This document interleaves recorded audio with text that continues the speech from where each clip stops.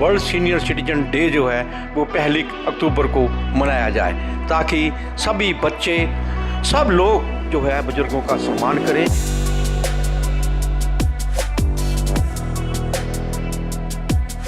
दो 2009 से प्रति वर्ष इसके ऊपर वरिष्ठ नागरिकों पर एक पुस्तक भी लिख रहा हूँ।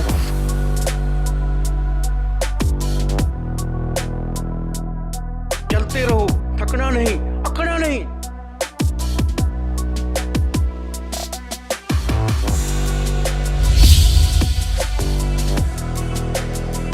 जनहितैषी देख रहे दर्शकों का स्वागत है जन जन की बात जनहितैषी के साथ। दोस्तों, अभिमान तब आता है जब हमें लगता है कि हमने कुछ किया है, और सम्मान तब मिलता है जब दुनिया को लगता है कि आपने कुछ किया है।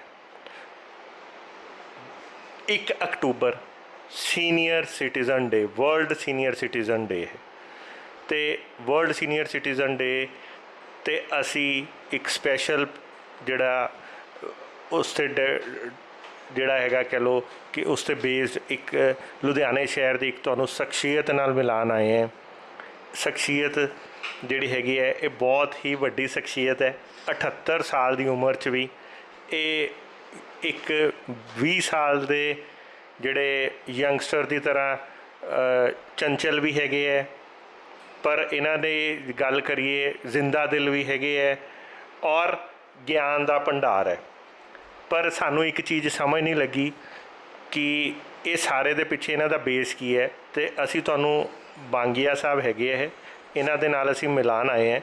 तो बांगिया साहब के बारे थोड़ा जिहा दसदा कि ये NRI भी हैगे है, तो CA भी हैगे है, तो MBA भी हैगे है। मैं इन्हां तो ये पूछना जरूर चाहांगा अज कि इन्होंने MBA भी की, CA भी की दी डिग्री भी लीती, तो NRI भी हो गए। इन्नियां सारियां चीज़ां क्यों?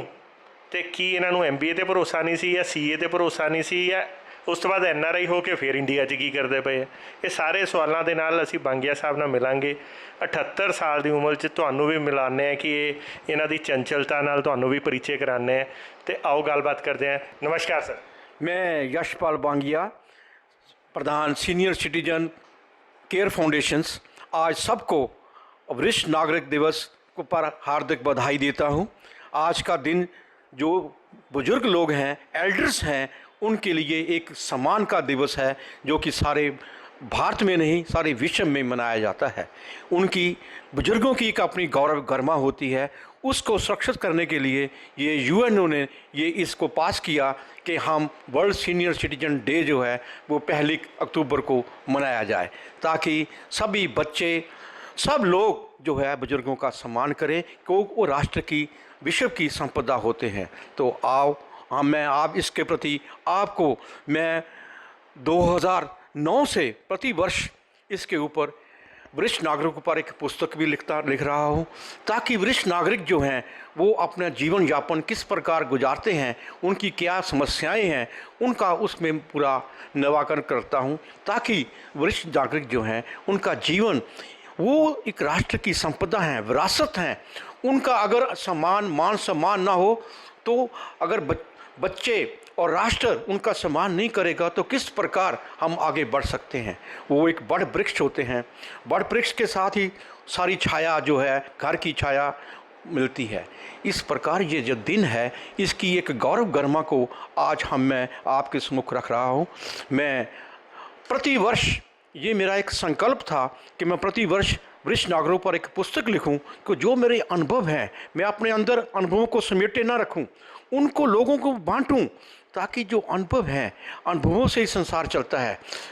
एजुकेशन जो है वो तो सभी लेते हैं, शिक्षा का ज्ञान, तो जब तक आपको एक्सपीरियंस नहीं होगा, जब अनुभव नहीं होगा, तो आप उसका रसास्वादन नहीं कर सकते। तो ये अनुभवों के आधार जो खजाना है, उसको मैंने अपनी पुस्तकों में बखेर दिया है। कोई ऐसा टॉपिक नहीं है जो ये पुस्तकों में ना दिया गया हो। मैंने निरंतर 2009 से पुस्तकें लिखनी शुरू की। पहली पुस्तक मेरी ढलती उम्र बढ़ते कदम थी, जिसमें श्री राकेश भारती मित्तल जी, जो कि हमारे चेयरमैन थे सीनियर सिटीजन के भी, तो उन्होंने मेरी पुस्तक का विमोचन किया लायंस भवन में। तो उसके बाद मैं निरंतर एक पुस्तक प्रति वर्ष 1 अक्टूबर को अपनी भेंट कर रहा हूँ। ये मेरी 12वीं पुस्तक जो होगी, ये मैंने इसका नाम रखा है मुस्कुराती जीवन संध्या। मुस्कुराती कहते हैं आप किसी को कुछ नहीं दे सकते, तो एक अपनी मुस्कुराहट दे दो तो सब कुछ उसको मिल जाएगा। बुढ़ापा, बुजुर्ग, हर बच्चे, ये सब एक मुस्कुराहट के साथ कहता है। किसी का अभिवादन भी करना है तो आप एक मुस्कुराहट दे दो तो वो अपने आप उसमें खिलावट आ जाएगी। तो हमारे यहाँ राकेश भारती जी मित्तल जी हमारे स्कूल में भी आते थे, तो टीचर्स हाथ जोड़ करके हाथ नहीं कहते, आप एक मुस्कुराहट दे दो। आप मुस्कुरा दिया, सब कुछ मिल गया। तो मुस्कुराहट, तो मैंने मुस्कुराती जीवन संध्या इसका रखा है कि हमारा जीवन मुस्कुराता है, हम मुस्कुराते रहें। मैं इसमें आपसे पूछना चाहूँगा कि अभी तक आप कितनी बुक्स लिख चुके हैं? मैं इस समय 11 पुस्तकें लिख चुका हूँ। 12वीं पुस्तक जो है मेरी आज जो 1 अक्टूबर को है, उसका विमोचन जो है अब, क्योंकि लॉकअप पीरियड है, लॉकअप पीरियड कारण उसको 15 दिन के लिए मैंने स्थगित कर दिया है, ताकि उसकी जो गौरव गर्म है पुस्तक की जो पहली तरह वो बनी रहे। तो ये 15 इसी महीने में जो है अक्टूबर मास में उसका विमोचन करा दिया जाएगा। दूसरी चीज़ हम ये बात पूछना चाह रहे हैं कि आप ये पुस्तकें लिखने में क्यों सक्षम हुए? क्योंकि शायद आपने MBA भी की है, CA भी की है, या NRI भी रहे हैं, पूरा विश्व भी घूम लिया, इसका मतलब इसलिए आपने इस सारी बुक्स में वो सारा डाला, खजाना डाला है? मैं डाक विभाग से पब्लिक रिलेशन ऑफिसर, जनसंपर्क अधिकारी के रूप में 2003 में रिटायर्ड हुआ पर टायर्ड नहीं।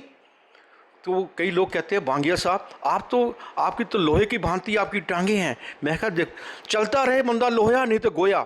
तो मैं अपने आप को लोहा बना के रखा हुआ है, चलते रहो, थकना नहीं, अकड़ना नहीं, बड़ी चीज़ अकड़ना नहीं। ये जीवन जो है चलती का नाम गाड़ी है, तो इसका जीवन में जितनी क्षमता है, क्षमता के अनुसार अपने आप को ढालो। मुझे कहते बांगिया साहब आपने NRI हो। मैं कहा मैं NRI हूँ, मैं विदेश नहीं गया पर NRI हूँ। NRI का क्या मतलब है? वो कहते NRI। मैं कहा उसका मतलब ये है कि NRI का मतलब जो है नो रेगुलर इनकम। मेरी कोई no regular income, NRI no regular income. और कई तो ये भी कह देते हैं कि नॉन रिलायबल इंडियन। मैं कहा नॉन रिलायबल इंडियन नहीं, मैंने ये कहना नो रेगुलर इनकम, मेरी कोई इनकम नहीं है, मैं तो सेवा भाव में लगा हुआ हूँ। और CA का मतलब? हाँ, CA का मतलब कहते हैं CA। मैं कहा मैं तो CA शुरू से हूँ, सेवा भाव में लगा हूँ। CA means completely available. आप जब चाहो बांगिए को जहाँ मर्जी बुलाओ, कोई कार्य दो। कार्य मेरा पहला काम होता है कार्य को पूरा करना। मैं स्कूल में भी आता हूँ, जो मुझे कह दे कल हो जाएगा, मैं कह नो, आज का काम आज ही करना होगा, कल किसी ने नहीं देखा, टुमारो नेवर कम्स। तो इसका मतलब आपने CA नहीं की है? CA यही CA है, मेरी कर्म साधना ही मेरी CA है। और MBA का मतलब है, वो कहते हैं बांगिया साहब MBA भी हो। मैं कहा बात ऐसे है, हम बुजुर्ग लोग हैं, हमारे बच्चे भी कह देते हैं मैरिज पोग एनिवर्सरी जहाँ भी हो आप जा आओ, ताकि हमारा पीछा छूटे, पैसे भी आप दे आओगे, इसलिए वो हमारे। इसका मतलब आपका ये जो आपने खुद ये सारे तकिया कलाम बनाए हैं, अदरवाइज आपने CA MBA या ये सारी चीज़ें आपने अनुभव से, जो ये सारे मेरे अनुभव से रचित हैं, ताकि अनुभवों की जो खान है लोगों को पता चले कि इस प्रकार के भी मुहावरे जो हैं वो भी काम आते हैं, ताकि जो बुढ़ापा है, बुढ़ापे में हम लोग, क्योंकि ये चीज़ें जो बुढ़ापे की चीज़ें हैं ये आपको क्योंकि बुजुर्गों के पास, लोगों के पास बैठने का समय नहीं है। वो समझते हैं कि ये गूगल में से निकलेगा, गूगल से कुछ नहीं निकलेगा। आप उनको समय दो, सम्मान दो। ये सीधा लोग गूगल देख रहे हैं, गूगल से कुछ नहीं मिलेगा। जो बुजुर्गों को सम्मान मिले वो वही चाहते हैं। तो हमने हमारी जो पूंजी, हम तो घर के ताले हैं, आप सब चले जाते हैं, आप मियाँ बीबी घर में बैठे रहते हैं, हम एक बड़ा ताला हैं जिससे देखकर कोई आता नहीं है, वो हमें सलाम करके ही जाएगा। तो इस प्रकार बुजुर्गों का सम्मान, मैं प्रति वर्ष जो अपनी पुस्तक का विमोचन करता हूँ उसमें जितने 90 वर्ष से ऊपर के उनको सम्मानित करता हूँ, वो 80 हो 50 हो। बांगिया ने जो मैंने ये संस्था बनाई जिसका मैं प्रधान हूँ, संस्थापक प्रधान हूँ, हमारे उसमें साथ हमारे बहुत साथी जुड़े हुए हैं। डॉक्टर अशोक भाटिया जी हैं, वो हमारे पैटर्न हैं, सुधीर सहगल जी हैं, सुभाष केजरीवाल जी हैं, रमेश गोयल जी हैं। ये इतने बड़े बड़े साथी जो मेरे साथ जुड़े हैं, सारे प्रेम ग्रोवर जी हैं, ये सारे साथी हम सब मेरे पर्सनलाइज्ड हैं। उनको मैंने अब जो मुझे जानते हैं, पहचानते हैं हमने, ताकि हम बुजुर्गों की सेवा जो है, ये नहीं है कि जो संस्था से, जो हमारी संस्था से जुड़े हुए हैं उनकी सेवा करनी है, ये सभी कम्युनिटी सर्विस के लिए हमने प्रयास किया है। सीनियर सिटीजन केयर फाउंडेशन सभी का, क्योंकि आज स्वास्थ्य जो है, हेल्थ है तो हेल्थ इज़ वेल्थ, उसके लिए कार्य करने की आवश्यकता है। हमने एक पूरा सेवा, हमने टैगोर नगर में हमने सीनियर सिटीजन केयर फाउंडेशन का हमने वहाँ पर अपना सेवा केंद्र बनाया है।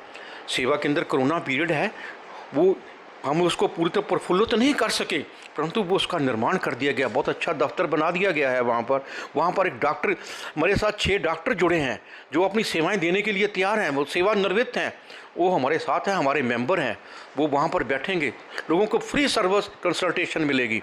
आज भी हम प्रदान कर रहे हैं, जो हमारे संपर्क में आता है।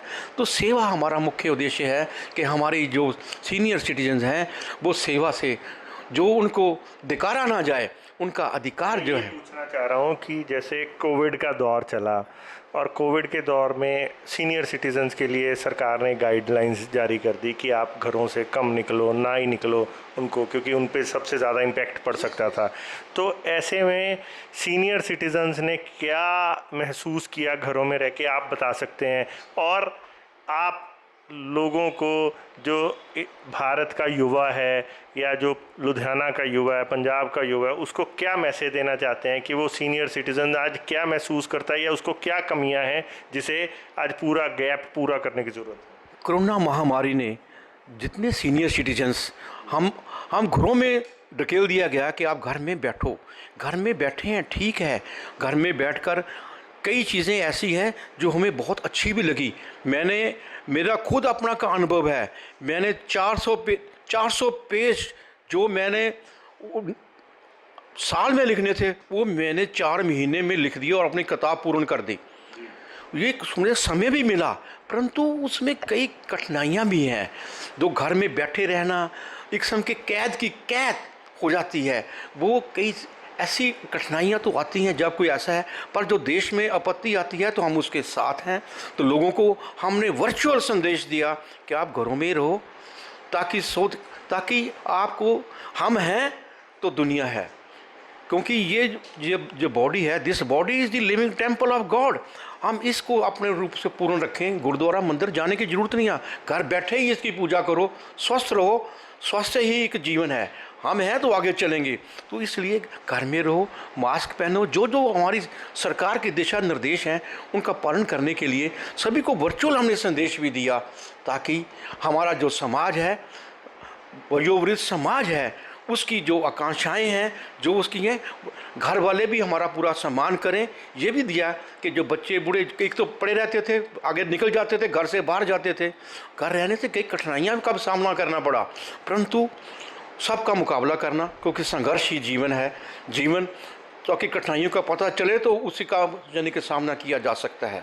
तो हमने उसका मुकाबला कर रहे हैं और पूरी सख्त बल से कर रहे हैं, और हमारे जो सीनियर सिटीजन भाई बहन हैं वो पूर्ण रूप से इसका पालन करते हुए आगे बढ़ रहे हैं और बढ़ते रहेंगे। ऐसी कोई बात नहीं है, कठिनाइयाँ जीवन में आती हैं, उनका मुकाबला करना आवश्यक होता है। धन्यवाद। तो दोस्तों, ये थे बांगिया जी, यशपाल बांगिया जी। 78 वर्ष की उम्र में भी इनका चंचल स्वभाव और इनकी जो जिंदा दिली है, उससे लुधियाना ही नहीं बल्कि पूरे भारत के जो बुज़ुर्ग हैं, सीनियर सिटीज़न हैं, उनको एक मोटिवेशन मिला होगा। इन्होंने लॉकडाउन में, जैसे जो लोग घरों में रह के ये कह रहे थे हम कैद हो गए, इन्होंने उसको भी यूटिलाइज़ किया। जो पुस्तक 1 साल में लिखनी थी वो 4 महीने में ख़त्म कर दी। और इसके अलावा बहुत सारे ऐसे सीनियर सिटीजन्स के लिए जो अपने कोलीग्स हैं उनके लिए एक नई नई चीज़ें करी, एक डायरेक्टरी लेके आ रहे हैं ये सीनियर सिटीज़न के लिए। तो ऐसे स्किल्ड, ऐसे मल्टी टैलेंटेड सीनियर सिटीज़न के आगे के साथ मिलकर हमें ये लग रहा है कि शायद हम यंगस्टर अभी बहुत बौने हैं, बहुत छोटे हैं इनके आगे। हमें भी इनसे सीख लेते हुए मल्टी टैलेंटेड होने की ज़रूरत है। थकने की नहीं, बस करने की ज़रूरत नहीं, बल्कि करते रहने की ज़रूरत है। ऐसे ही और भी चीज़ों से आपको रूबरू कराते रहेंगे। देखते रहें, बने रहें जनहितैषी। धन्यवाद।